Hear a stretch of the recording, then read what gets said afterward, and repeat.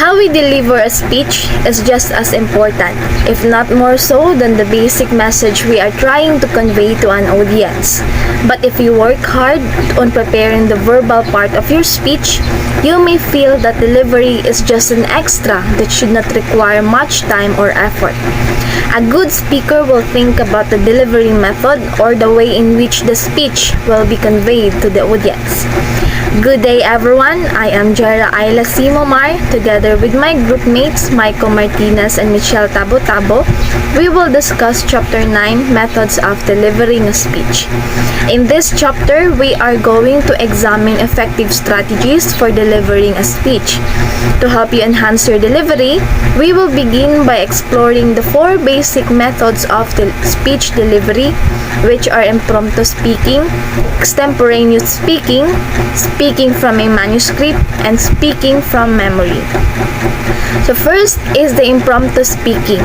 So it is the presentation of a short message without advanced preparation.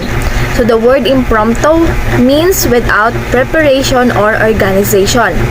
And this is sometimes referred to as off the cuff or spur the moment. Impromptu speeches often occur when someone is asked to say a few words or give a toast on a special occasion. You have probably done impromptu speaking many times in informal conversational settings. Self-introductions in group settings are examples of impromptu speaking. When you say, "Hi, my name is Steve and I'm a volunteer with the Homes for the Brave program." Another example also is when you answer a question such as, "What have you learned in today's topic?" Now, impromptu speaking has advantages or disadvantages. The advantage of this kind of speaking is that it is spontaneous and responsive in an animated group context. So it can improve the oral expression of thought, it develops the confidence in public speaking, and also it builds leadership and communication. While the disadvantages is that the speaker is given little or no time to contemplate the central theme of his or her message, wherein it also includes the lack of speaking, or it might be not suitable for important occasions, and also a lack of vocabularies. Then as a result, the message may be disorganized and difficult for the listeners to follow. So we have here a step-by-step guide that may be useful if you are called upon to give an impromptu speech in public. So first is to take a moment to collect your thoughts and plan the main point that you want to make. Then after that, you will thank the person for inviting you to speak. Then it is the time for you to deliver your message, making your main point as briefly as you can while still covering it adequately and at a pace your listeners can follow. Then after that, thank the person again for the opportunity to speak. Then lastly, it is the time for you to end your speech or you stop now talking. So even though it is often unexpected, you can always practice impromptu speaking. So it not only helps you to be confident in your delivery, but also makes meaningful speeches that leave a lasting impression on your audience. Good day everyone, my name is Michael Martinez and I'm going to discuss to you about the extemporaneous speaking. So extemporaneous speaking is memorized speeches that sounds conversational. The speaker has some notes but does not reference them often. So this speaking is spoken or done without preparation, and it is planned and researched. So extemporaneous speaking is one that has been thoroughly prepared, planned but not memorized. So whereas impromptu speech is one for which absolutely no preparation have been made. The flexibility of extemporaneous speeches also allows for crowd interaction. The speaker can choose to involve audience members during the presentation. He can also answer a question in the middle of his speech to ensure the crowd understand the presentation topic as it is being presented. So this allows the speaker to make sure everyone comprehends the topic clearly and doesn't disengage halfway through because of lack of clarity. The advantage of extemporaneous speaking is that the speaker are able to speak in a more conversational tone by letting the cards guide them but not dictate every words they say. So it also promotes the likelihood of the speaker will perceive knowledgeable and credible.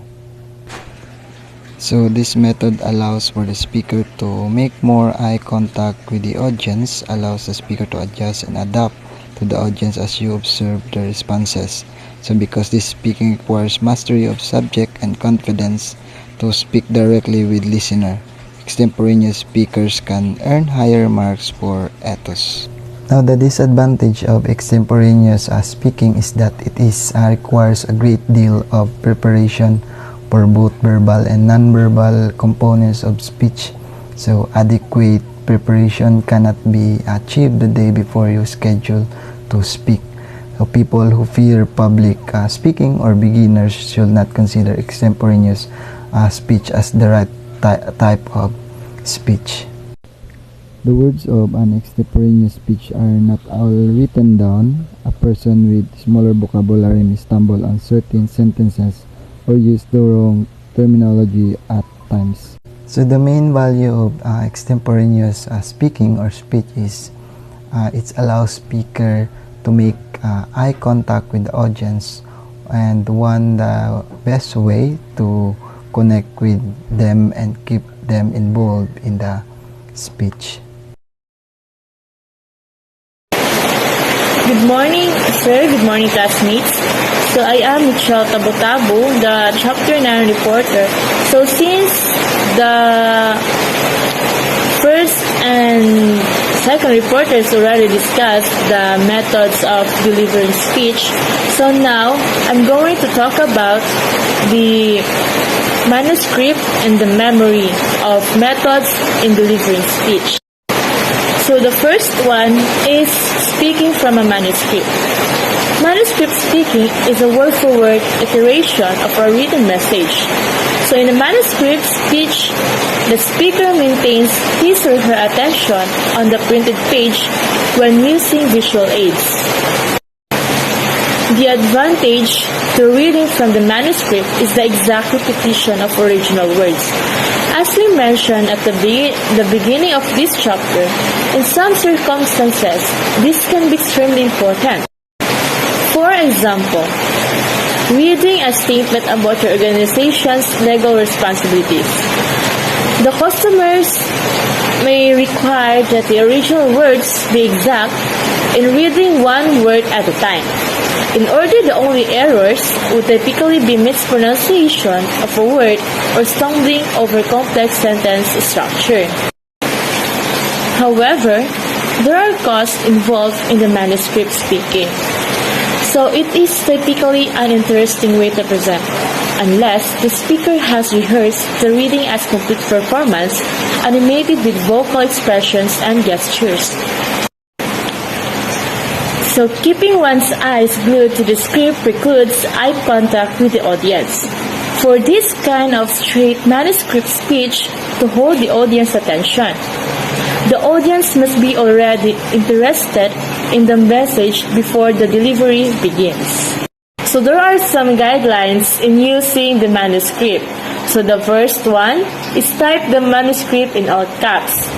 The second one, double space between the paragraphs. The third is use italic and bold to emphasize words and phrases and above all else. Number 4 is rehearse speaking from the manuscript several times so that you can maintain good eye contact with the audience when you speak. So there are two factors of medium that depends on the methods of delivering speech using the manuscript. So the first one, the speaker is already an accomplished public speaker who has learned to use the conversational tone while delivering a prepared script. And the second one is the speech is written in a style that sounds conversational. So now, let's proceed to the second method of delivering speech. So the second one is the speaking from memory. So memorized speaking is the rote recitation of a written message that the speaker has committed to the memory. Actors, of course, recite from the memory wherever they perform a script in a stage play, televisions, programs, or movie scene. When it comes to speeches, memorization can be useful when the message needs to be exact and the speaker doesn't want to be confined by notes. So the advantage of memorization is that enables the speaker to maintain the eye contact with the audience throughout the speech.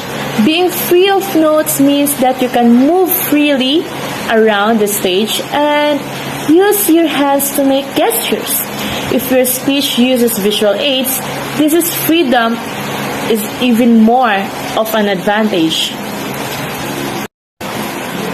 However, there are some unreal potential costs of this method of speech using the memory.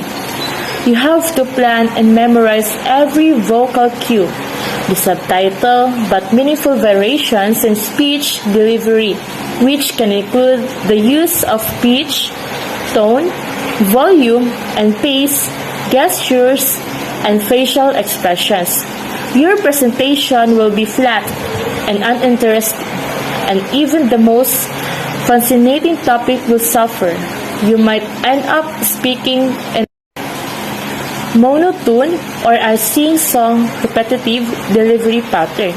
You might also present the speech in a rapid machine gun style that fails to emphasize the most important points. The second one is if you lose the place and start trying to ad-lib, the contrast in your style delivery will alert your audience that something is wrong. Secondly, if you go completely blank during the presentation, it will be extremely difficult to find your place and keep going. So in memorization, it is important to know your speech word for word so that you have these complications when it comes to delivering your speech.